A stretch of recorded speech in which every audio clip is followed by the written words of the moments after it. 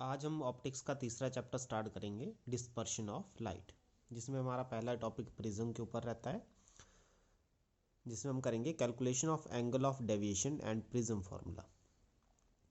A ray of light suffers two refractions on passing through a prism and hence deviates through a certain angle from its original path।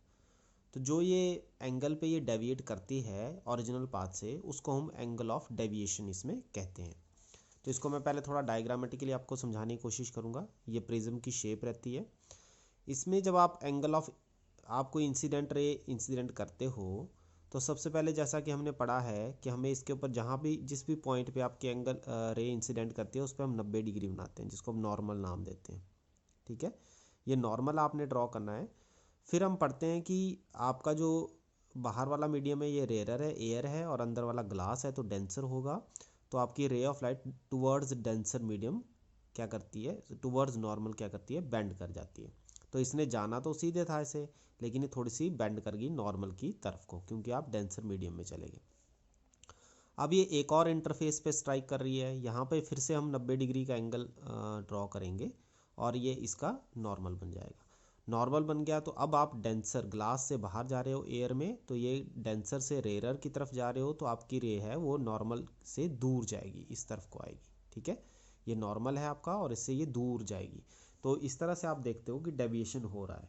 ठीक है, और deviation जब होगा तो अगर हम कहें कि ये आपकी रे ऑफ लाइट थी, अगर इसमें प्रिज्म नहीं होता सामने, तो ये रे ऑफ लाइट ऐसे सीधे निकल जानी थी। ठीक है, तो आप देख रहे हो कि बिकॉज ऑफ प्रिज्म आपकी जो रे ऑफ लाइट है वो ऐसे डेविएट कर गई। तो इसको बैकवर्ड मीट करेंगे, और बैकवर्ड मीट करने के बाद जो ये एंगल इस रे के साथ बनाएगी, ये वाली लाइन, ठीक है, ये वाली लाइन जो एंगल बनाएगी इसको बोलते हैं हम deviation, angle of deviation delta. ठीक है, तो यही चीज़ हमने इसमें कैलकुलेट करनी है सबसे पहले। तो डायग्राम आपके पास दिया गया है, ऐसे आपको डायग्राम दिया गया है। ये इंसिडेंट रे है, फिर ये डेविएट हुई और फर्दर डेविएशन के बाद ये नीचे की तरफ को चली गई। इसमें आपने जो नॉर्मल फर्स्ट नॉर्मल के साथ जो एंगल बनेगा उसको I1 नाम देना है, और इसके साथ डेविएशन के साथ जो एंगल नॉर्मल बनाएगा, ये नॉर्मल नीचे की तरफ को है, और जो डेविएटेड रे है जो इसके साथ एंगल बनाएगी उसको R1 नाम देना है। ऊपर की तरफ वाले एंगल को हम डेल्टा 1 कहेंगे। ठीक है, मतलब फर्स्ट रे डेविएट कितना कर रही है, तो फर्स्ट रे डेल्टा 1 एंगल से डेविएट कर रही है।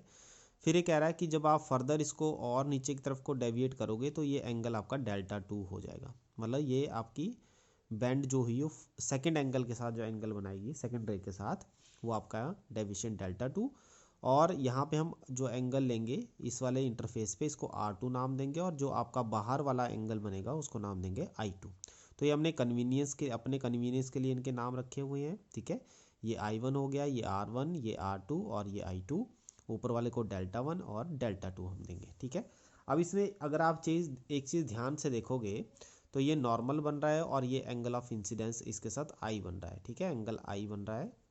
अंदर की तरफ आप ध्यान दोगे तो यहाँ से इसको दो पार्ट्स में डिवाइड किया गया है। ऊपर वाला एंगल डेल्टा 1 है और नीचे वाला आपका R1 है। ठीक है, तो अगर मैं यहाँ से डेल्टा 1 निकालना चाहूँ, जैसा कि आपने पढ़ा हुआ है, ये ऊपर वाला एंगल नीचे वाले एंगल के बराबर होता है। ठीक है, तो इस तरह से I आपका डेल्टा 1 प्लस R1 के बराबर है।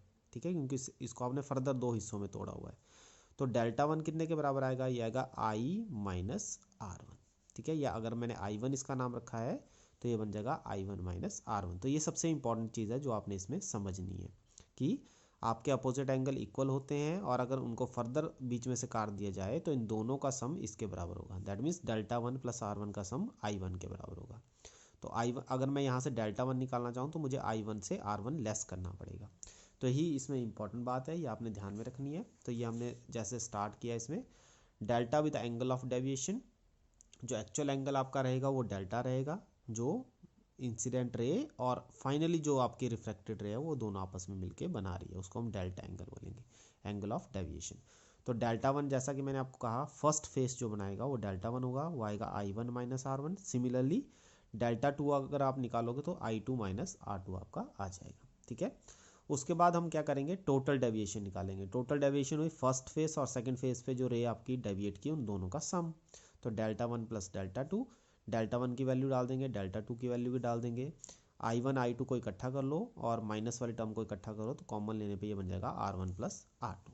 ठीक है, उसके बाद हम पढ़ते हैं कि जो ट्राइंगल रहती है उसका तीनों का सम कितना रहता है आपका 180 डिग्री के बराबर। तो ट्राइंगल कौन सी लेनी है, ट्राइंगल लेनी है आपने OLM, ये देखो ध्यान से OLM, ठीक है, सॉरी ALM, आपने ट्राइंगल ये लेनी है ALM, ठीक है, ये नीचे वाली ट्राइंगल अलग होगी, ये ऊपर वाली अलग होगी ALM। तो ALM में आपके पास एक हो गया एंगल A, एक ये वाला एंगल हो जाएगा, ठीक है। अगर मैं इसको ध्यान से देखूं तो ये आपका क्या बन जाएगा, ये नॉर्मल के साथ एंगल बना रहा है। नॉर्मल के साथ अगर नॉर्मल से क्या एंगल माइनस करें हम, R1 माइनस करें, तो आपके पास ये पूरा एंगल ALM बच जाएगा। ये ऊपर वाला पूरा एंगल, ये डेल्टा 1 प्लस ऊपर वाला भी लेना पड़ेगा आपको। तो ये पूरा एंगल आपका 90 डिग्री नॉर्मल के साथ, यहाँ से अगर इस सरफेस पे आप 90 डिग्री ड्रॉ कर रहे हो तो दैट मीन्स ये पूरा एंगल आपका 90 डिग्री है। और अगर मुझे ALM निकालना है तो मुझे R1 उससे माइनस करना पड़ेगा, मतलब 90 से R1 माइनस करना पड़ेगा। तो फर्स्ट पार्ट आ जाएगा मेरा एंगल ALM बन जाएगा, ये वाला एंगल बन जाएगा 90 माइनस R1। वैसे ही यहाँ पे M के ऊपर 90 डिग्री बन रहा है, तो उसमें से अगर R2 माइनस कर दिया जाए तो ऊपर वाला हिस्सा बच जाएगा 90 माइनस R2। मतलब बोलने का ये है कि ये वाली लाइन और ये वाली लाइन 90 डिग्री का एंगल बना रही है, 90 डिग्री का।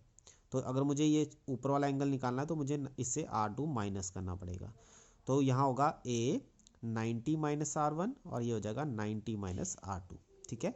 तो इस तरह से हम क्या करेंगे, और तीनों एंगल का सम कितना होता है ट्राइंगल के, 180 डिग्री, ठीक है। तो ये आप यहाँ लिख सकते हो 90 minus R1 90 minus R2 equal to 180 degree. ए आपने एंगल उसमें साथ में ऐड करना है, तो ए कैलकुलेट करने के बाद आ जाएगा R1 प्लस R2। अब डेल्टा आपने पढ़ा पीछे, अभी आपने किया, डेल्टा होता है I1 plus I2 minus R1 plus R2। तो R1 प्लस R2 मेरा कितने के बराबर आ गया, A के बराबर। इसको हम इक्वेशन नंबर 3 कर देंगे। अब प्रिज्म फार्मूला जब निकालोगे, इसका आपको प्रैक्टिकल भी रहेगा। प्रिज्म फार्मूला में हम क्या करते हैं, जब भी डेल्टा आपका सबसे मिनिमम होगा, डेल्टा मतलब डेविएशन सबसे मिनिमम किस एंगल पे होती है, तो इसने कहा कि आप प्रैक्टिकली ये ऑब्जर्व करते हो कि जब angle of incidence I1 I2 आपके I के बराबर हो जाए, इक्वल हो, मतलब ये वाला एंगल और ये आउटवर्ड एंगल ये दोनों बराबर हों, और R1 और R2 भी आपस में बराबर हों, तो उस केस में आपका जो डेविएशन होगा वो मिनिमम होगा। तो हम I1 I2 को I मान लेंगे, R1 R2 को R मान लेंगे। फिर यहाँ पे जो आपके पास A है, A किसके बराबर है, R1 प्लस R2 के बराबर, तो R प्लस R हो जाएगा। R प्लस R मतलब 2R के बराबर, तो यहाँ से R कितना निकल जाएगा, A/2। तो एक तो एंगल हमारा R आ गया। फिर हम इक्वेशन नंबर 3 में वैल्यू पुट करेंगे, I1 प्लस I2 की वैल्यू I, तो I1 प्लस I2 का 2I बन जाएगा, जो यहाँ पे I1 plus I2 minus A, ठीक है। यहाँ से 2I आ जाएगा डेल्टा मिनिमम प्लस A, और I आ जाएगा, इसको हम इंटरचेंज कर देंगे A plus delta minimum upon, क्योंकि मल्टीप्लाई में है तो 2 आ जाएगा यहाँ पे। तो स्नेल्स लॉ हमने पढ़ा, स्नेल्स लॉ में हमने पढ़ा sine I over sine R। तो साइन I की जगह पे आप ये वैल्यू पुट कर दोगे, और R की जगह पे ऊपर जो आपने कैलकुलेट किया है A/2, ये वाली वैल्यू पुट कर दोगे। तो इस तरह से हमारे पास एक रिलेशन बन जाएगा, और इस रिलेशन को हम नाम देते हैं प्रिज्म फॉर्मूला। अब इसके बाद अगर हम थिन प्रिज्म लेते हैं, तो थिन प्रिज्म में जो स्नेल्स लॉ है वो साइन I ओवर R की जगह I अपॉन R हो जाएगी। तो I कितना आ जाएगा, म्यू R। अगर हम I1 लेंगे तो म्यू R1, और I2 लेंगे तो म्यू R2। तो ये वैल्यू हम डेल्टा जो आपने इक्वेशन ली थी I1 प्लस I2 वाली, उसमें ये वैल्यू माइनस A में पुट कर देंगे। I1 प्लस I2 की जगह mu R1 plus mu R2, mu common आ जाएगा, R1 plus R2। What is R1 plus R2, ये हमने पढ़ा है, एंगल A के बराबर होता है, एंगल ऑफ प्रिज्म जिसको हम कहते हैं, angle A is angle of prism. तो यहाँ से म्यू -1 इंटू A आ जाएगा। तो हम देखते हैं जो डेविएशन है वो आपके रिफ्रैक्टिव इंडेक्स के डायरेक्टली प्रोपोर्शनल रहती है, कि जिसका भी रिफ्रैक्टिव इंडेक्स ज़्यादा होगा उसकी डेविएशन आपकी ज़्यादा होगी। तो इसके बेसिस पे हम एक कंसेप्ट और करेंगे डेविएशन के ऊपर ही, ये रहता है आपका डिस्पर्शन ऑफ लाइट। तो डिस्पर्शन ऑफ लाइट आपने पहले भी पढ़ा हो छोटी क्लास में। डिस्पर्शन का मतलब होता है कि जब कोई वाइट लाइट, जो कि वाइट लाइट होती है आपका कम्बिनेशन ऑफ 7 कलर्स होती है, तो 7 कलर मिलके वाइट कलर बनाते हैं। तो जब ये वाइट कलर आपका प्रिज्म में से पास करता है, तो ये जो कंस्टिट्यूएंट कलर हैं उसके, जिससे मिलके वाइट कलर बना हुआ, ये डिवाइड हो जाते हैं, टूट जाते हैं, और आपके पास एक बैंड बन जाता है जिसमें रेड कलर सबसे ऊपर और वायलेट कलर सबसे नीचे, ठीक है। तो रेड कलर आपका कम डेविएट होता है और वायलेट कलर ज़्यादा डेविएट होता है। इसका रीज़न इन्होंने दिया है आपका कॉचेस रिलेशन, ये रहता है आपका कि जो आपकी रिफ्रैक्टिव इंडेक्स और वेवलेंथ का रिलेशन है वो इन्वर्स है, जिसकी वेवलेंथ ज़्यादा होगी उसका रिफ्रैक्टिव इंडेक्स कम होगा, ठीक है। तो हमें पता है कि रेड कलर की वेवलेंथ क्या होती है, ज़्यादा होती है, तो उसका रिफ्रैक्टिव इंडेक्स क्या होगा, कम होगा। जो आपका ये कॉचीज रिलेशन है ये आपने अच्छे से समझ लेना है, ये वाला कि रिफ्रैक्टिव इंडेक्स का वेवलेंथ के साथ कैसा रिलेशन आ रहा है, इनवर्स। तो रेड कलर का रिफ्रैक्टिव इंडेक्स कम आया क्योंकि उसकी वेवलेंथ ज़्यादा है, तो रिफ्रैक्टिव इंडेक्स कम है तो डेविएशन भी कम है, इसलिए रेड कलर आपका कम डेविएट करता है। तो ये चीज़ आपने अच्छे से समझ लेनी है, इसका लॉजिक आपने कर लेना है। तो ये आज के लिए इतना ही काफ़ी है।